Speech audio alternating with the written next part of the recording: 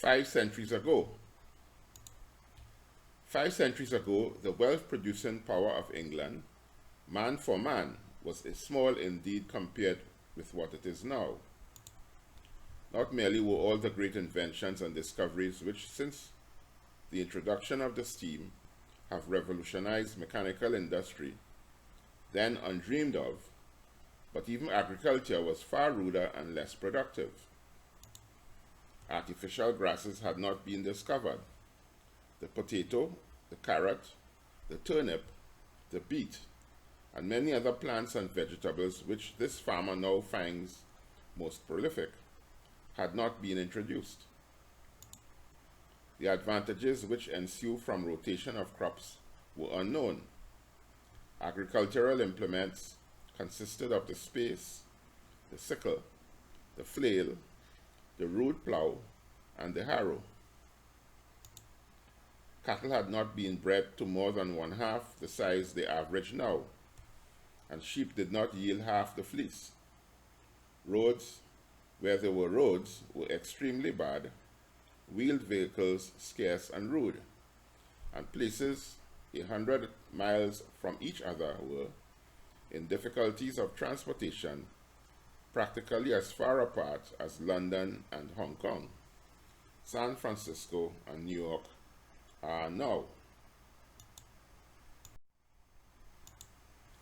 Yet patient students of those times tell us that the condition of the English laborer was not only relatively, but absolutely better in those rude times than it is in England today, after 5 centuries of advance in the productive arts.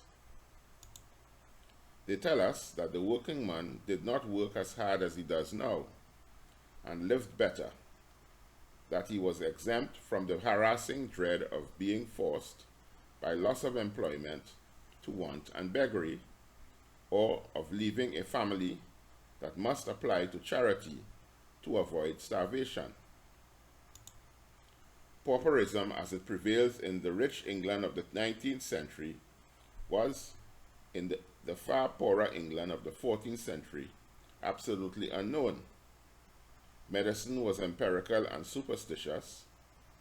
Sanitary regulations and precautions were all but unknown. There were frequently plague and occasional famine, for, owing to the difficulties of transportation, the scarcity of one district could not be relieved by the plenty of another. But men did not, as they do now, starve in the midst of abundance. And what is perhaps the most significant fact of all this is that only women and children not worked as they are today, but the 8-hour system, which even the working class of the United States, with all the profusion of labor-saving machinery and appliances, have not yet attained, was then the common system. Taken from Protection or Free Trade by Henry George. You can get much more on this by subscribing to our course, Nature of Society, whose link is in the description. Thank you.